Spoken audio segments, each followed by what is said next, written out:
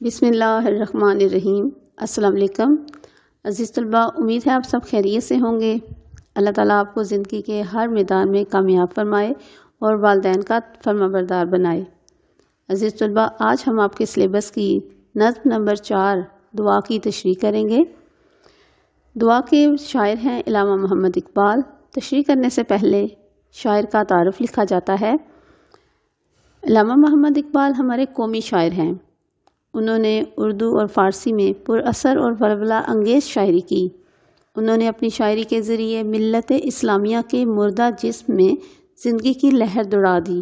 انہوں نے اپنی اثر انگیز شاعری سے ملک و قوم کی اصلاح اور عالم اسلام کو گراں خوابی سے بیدار کیا۔ اقبال نے یہ نظم دعا اس وقت لکھی جب 1932 میں گول میز کانفرنس میں شرکت کے لیے لندن گئے۔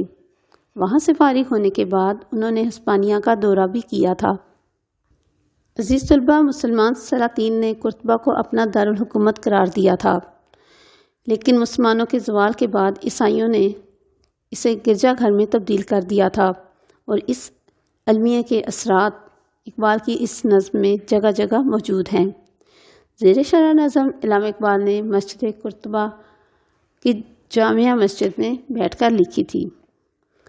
شاعر نے اس شعر میں عشق حقیقی کا ذکر کیا ہے۔ شاعر اللہ تعالیٰ سے محبت اور عقیدت کا اظہار کر رہے ہیں، اور اللہ تعالیٰ سے اپنے تعلق اور رابطے کا ذکر کرتے ہوئے کہتے ہیں کہ جب میرا اللہ تعالیٰ سے تعلق اتنا مضبوط اور پختہ ہے تو میرا عشق حقیقی اس کی ذات کے بارے میں انتہا تک پہنچ جاتا ہے۔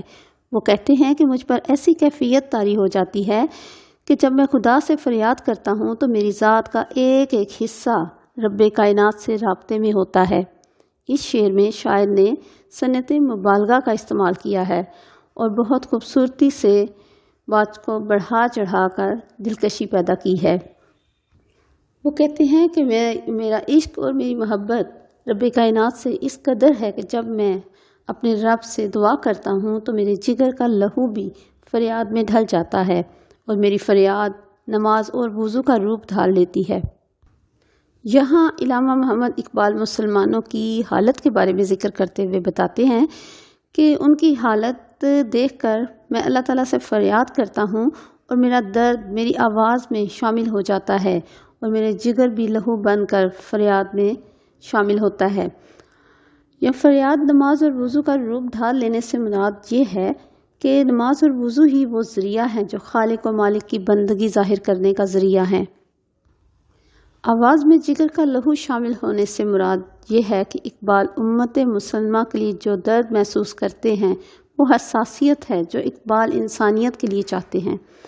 حوالہ شعر ہے: خدا کے عاشق تو ہیں ہزاروں، بنوں میں پھرتے ہیں مارے مارے، میں اس کا بندہ بنوں گا جس کو خدا کے بندوں سے پیار ہوگا۔ جگر کے لہو ہونے سے شاعر کی مراد عشق الہی کی جستجو اور اس کے نتیجے میں پیدا ہونے والا درد و سوز ہے جو کسی دل کو حساس بناتا ہے، اور یہی درد اور سوز شاعر کی نواؤں میں ڈھل جاتا ہے۔ اسی سوز کو اقبال نے نماز اور وضو سے تعبیر کیا ہے۔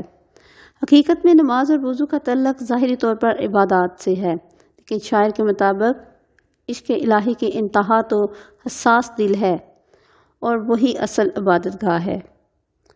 حوالہ شاعر ہے: میں جو سر بسجدہ ہوا کبھی تو زمین سے آنے لگی صدا، تیرا دل تو ہے صنم آشنا، تجھے کیا ملے گا نماز میں۔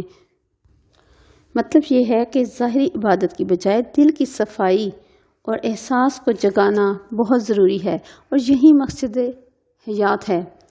مختصر یہ کہ نماز اور وضو اللہ تعالیٰ کی عبادت کی طرف آنے اور اس کے ساتھ تعلق جوڑنے کا واحد ذریعہ ہے۔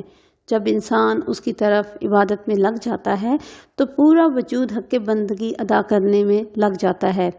حوالہ شعر یہاں لکھ سکتے ہیں: جبھی سجدہ کرتے کرتے ہی گئی، حق بندگی ہم ادا کر چلے۔